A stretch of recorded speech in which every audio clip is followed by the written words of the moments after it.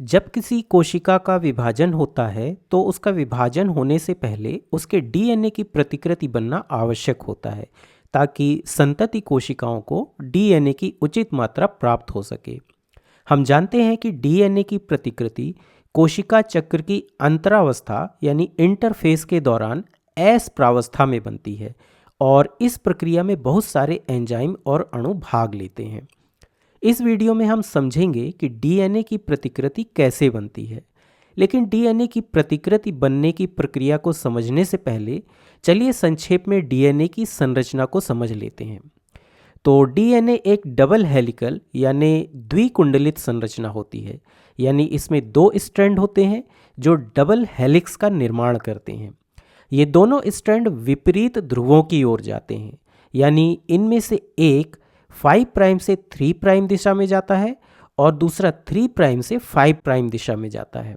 इसके अलावा इन दोनों स्ट्रैंड्स में नाइट्रोजनी क्षार होते हैं जो एक दूसरे के पूरक के रूप में भीतर की ओर प्रक्षेपित होते हैं ताकि इन दोनों स्ट्रैंड्स के बीच पूरक हाइड्रोजन आबंध बन सकें। तो यह थी डीएनए की संरचना। अब क्या आप बता सकते हैं कि डीएनए की प्रतिकृति का बनना इसके डबल हेलिक्स रूप में आसान होगा या फिर दोनों स्ट्रैंड को अलग करके डीएनए की प्रतिकृति बनना आसान होगा?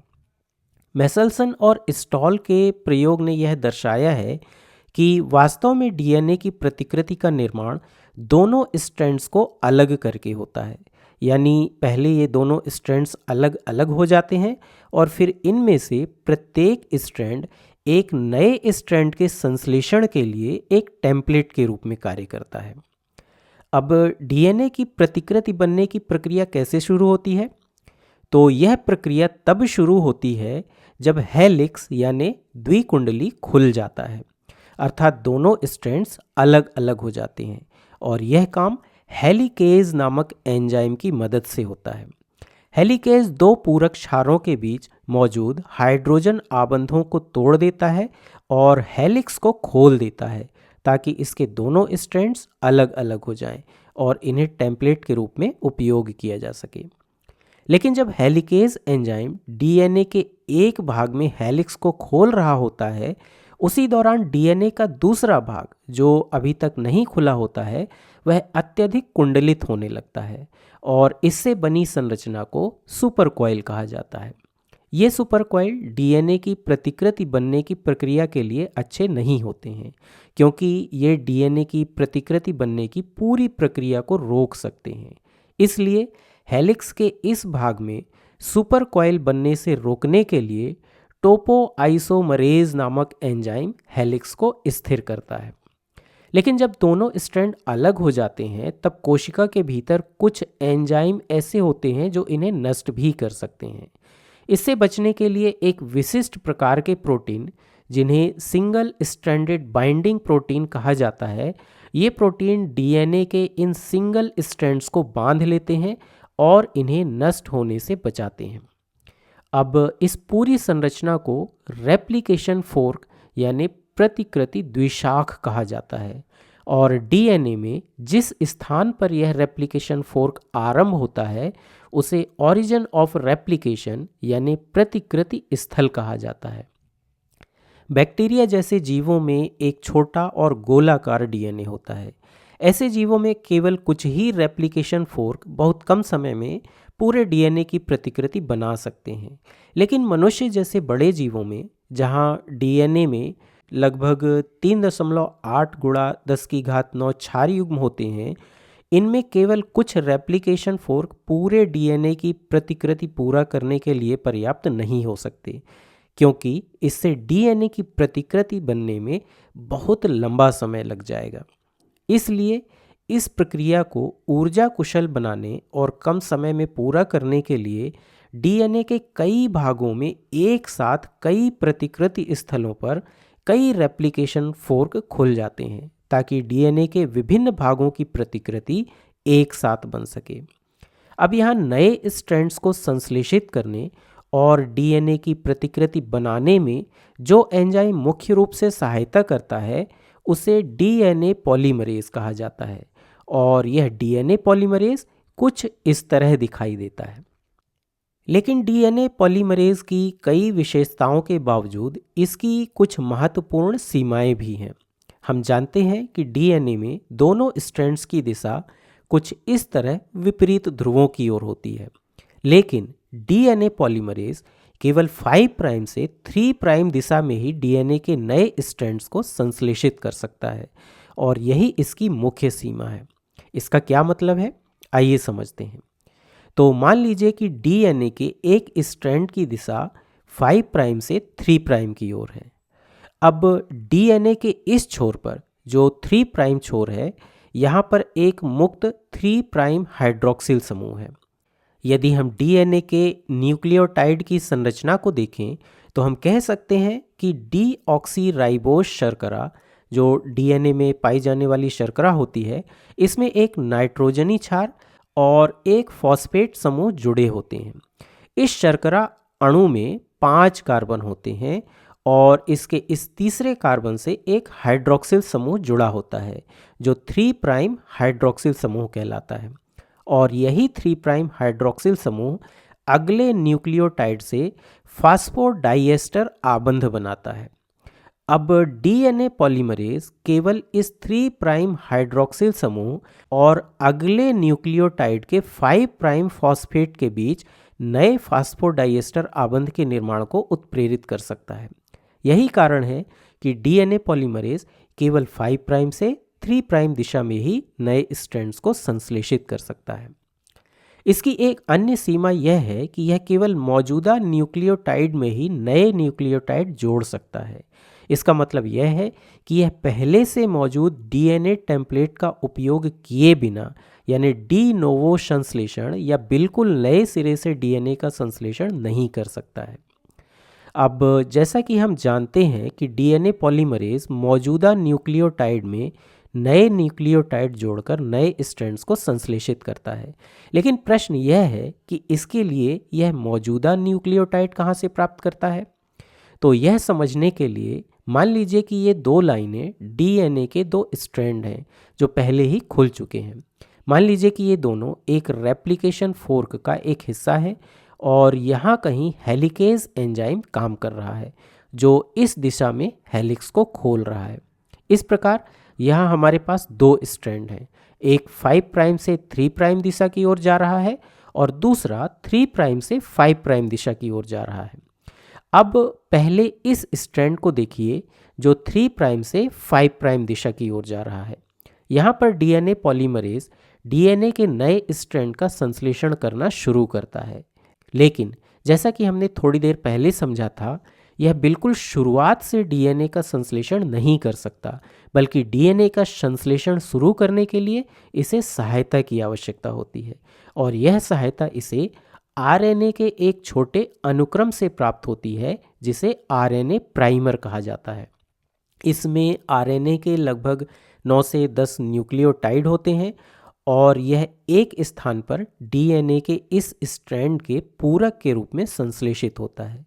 लेकिन ध्यान रहे कि यहाँ यह आरएनए स्ट्रैंड 5 प्राइम से 3 प्राइम दिशा की ओर बनता है, यानी यह डीएनए के इस टेम्पलेट स्ट्रैंड जिसकी दिशा 3 प्राइम से 5 प्राइम की ओर है, इसकी विपरीत दिशा में संश्लेषित होता है। और जिस एंजाइम द्वारा इस आरएनए प्राइमर को संश्लेषित किया जाता है उसे डीएनए प्राइमेज कहा जाता है। ध्यान रहे यह आरएनए प्राइमर है जिसे डीएनए प्राइमेज संश्लेषित करता है।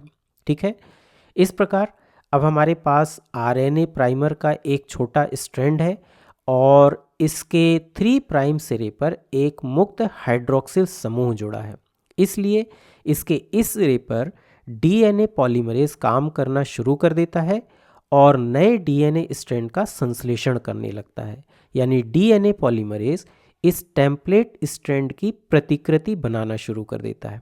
इसके लिए वह यहाँ पहले से मौजूद नाइट्रोजनी क्षारों को पढ़ता है और उनके पूरक के रूप में नए नाइट्रोजनी क्षारों को जोड़ने लगता है और इससे अंततः 5 प्राइम से 3 प्राइम दिशा में बिना किसी समस्या के नया डीएनए स्ट्रैंड संश्लेषित हो जाता है। स्पष्ट रूप से हम देख सकते हैं कि इस टेम्पलेट स्ट्रैंड जिसकी दिशा 3 प्राइम से 5 प्राइम की ओर है, इसकी प्रतिकृति उस दिशा में बनती है जिस दिशा में हेलिकेज एंजाइम हेलिक्स को खोल रहा होता है और इसलिए यह स्ट्रैंड बिना किसी समस्या के निरंतर संश्लेषित होता चला जाता है। इसलिए इस नए बने डीएनए स्ट्रैंड को लीडिंग स्ट्रैंड कहा जाता है, क्योंकि यह बिना किसी समस्या के लगातार बनता चला जाता है, इसलिए यह लीडिंग स्ट्रैंड कहलाता है। अब चलिए समझते हैं कि इस स्ट्रैंड की प्रतिकृति कैसे बनती है। यह स्ट्रैंड 5 प्राइम से 3 प्राइम दिशा में है। क्या आप बता सकते हैं कि डीएनए पॉलीमरेज इसकी प्रतिकृति कैसे बनाएगा? क्या वह इस 5 प्राइम सिरे से इसकी प्रतिकृति बनाना शुरू कर सकता है? चलिए देखते हैं। तो अब हम जानते हैं कि डीएनए पॉलीमरेज केवल 5 प्राइम से 3 प्राइम दिशा में ही नए डीएनए स्ट्रैंड्स को संश्लेषित कर सकता है। इसके अलावा नए डीएनए स्ट्रैंड्स का संश्लेषण शुरू करने के लिए जो आरएनए स्ट्रैंड बनता है वह टेम्पलेट डीएनए स्ट्रैंड की विपरीत दिशा में बनता है। इसका मतलब है कि डीएनए पॉलीमरेज यहाँ 5 प्राइम सिरे से नए डीएनए स्ट्रैंड का संश्लेषण शुरू नहीं कर सकता, क्योंकि यहाँ जो आरएनए स्ट्रैंड बनेगा वह 3 प्राइम से 5 प्राइम दिशा में होगा, जबकि डीएनए पॉलीमरेज 3 प्राइम से 5 प्राइम दिशा में नए डीएनए स्ट्रैंड को संश्लेषित नहीं कर सकता। इसलिए डीएनए पॉलीमरेज यहाँ 3 प्राइम सिरे से इस टेम्पलेट डीएनए स्ट्रैंड की प्रतिकृति बनाना शुरू करेगा और इसके लिए पहले इस 3 प्राइम सिरे पर एक छोटा आरएनए प्राइमर बनेगा जिसकी दिशा स्पष्ट रूप से 5 प्राइम से 3 प्राइम की ओर होगी। जब इस सिरे पर यह आरएनए प्राइमर संश्लेषित हो जाता है तो डीएनए पॉलीमरेज इस आरएनए प्राइमर की मदद से 5 प्राइम से 3 प्राइम दिशा में डीएनए के नए स्ट्रैंड को संश्लेषित करना शुरू कर देता है। लेकिन इस बार डीएनए पॉलीमरेज नए स्ट्रैंड को ठीक उसी प्रकार लगातार संश्लेषित नहीं कर पाता है जैसा कि उसने इस स्ट्रैंड को किया था। क्यों? इसका कारण यह है कि यह दिशा हेलिकेज एंजाइम द्वारा हेलिक्स के खुलने की दिशा के ठीक विपरीत है। इसलिए यहाँ डीएनए पॉलीमरेज इस स्ट्रैंड को लगातार संश्लेषित नहीं कर पाता है, बल्कि इसे छोटे छोटे टुकड़ों में संश्लेषित करता है और इसके लिए कई आरएनए प्राइमर संश्लेषित किए जाते हैं। फिर डीएनए पॉलीमरेज इनमें से प्रत्येक आरएनए प्राइमर से नए डीएनए स्ट्रैंड के एक टुकड़े को संश्लेषित करता है। डीएनए पॉलीमरेज द्वारा नए डीएनए स्ट्रैंड के इस प्रकार संश्लेषित किए गए इन विभिन्न टुकड़ों को ओकाजाकी फ्रेगमेंट कहा जाता है। स्पष्ट रूप से इनमें से प्रत्येक टुकड़े की दिशा 5 प्राइम से 3 प्राइम की ओर ही होती है। चूंकि इस बार नया डीएनए स्ट्रैंड छोटे छोटे टुकड़ों में संश्लेषित होता है, इसलिए इसे लैगिंग स्ट्रैंड कहा जाता है। इस प्रकार लीडिंग स्ट्रैंड 3 प्राइम से 5 प्राइम दिशा वाले टेम्पलेट स्ट्रैंड की प्रतिकृति होता है और लैगिंग स्ट्रैंड 5 प्राइम से 3 प्राइम दिशा वाले टेम्पलेट स्ट्रैंड की प्रतिकृति होता है। इस प्रकार डीएनए पॉलीमरेज दोनों टेम्पलेट डीएनए स्ट्रैंड्स की प्रतिकृतियां संश्लेषित कर देता है, लेकिन इनके संश्लेषण को पूरा करने के लिए अभी भी 2 काम बचे होते हैं। पहला यह कि इन नए बने स्ट्रैंड्स में अभी भी कुछ स्थानों पर आरएनए जुड़े होते हैं जो कि आरएनए प्राइमर के बचे हुए हिस्से होते हैं। इसलिए इन सभी आरएनए को डीएनए से प्रतिस्थापित करना आवश्यक होता है और यह काम भी डीएनए पॉलीमरेज द्वारा कर दिया जाता है। दूसरा काम यह है कि ये वाला डीएनए स्ट्रैंड जिसे लैगिंग स्ट्रैंड कहते हैं, यह अभी भी टुकड़ों के रूप में होता है, क्योंकि डीएनए पॉलीमरेज द्वारा इसे छोटे छोटे टुकड़ों में संश्लेषित किया गया है। इसलिए इन टुकड़ों को, जिन्हें ओकाजाकी फ्रेगमेंट कहा जाता है, इन्हें जोड़कर इस स्ट्रैंड को पूरा करने की आवश्यकता होती है और इन सभी टुकड़ों को जोड़ने का काम डीएनए लाइगेज नामक एंजाइम द्वारा पूरा कर दिया जाता है। इस प्रकार डीएनए रेप्लिकेशन की प्रक्रिया के अंत में जब इन दोनों स्ट्रैंड का संश्लेषण पूरा हो जाता है, तब हमें डबल हेलिक्स यानी द्विकुंडली वाले 2 नए डीएनए अणु प्राप्त हो जाते हैं। डीएनए रेप्लिकेशन का यह मॉडल सेमी कंजर्वेटिव यानी अर्ध संरक्षी मॉडल कहलाता है।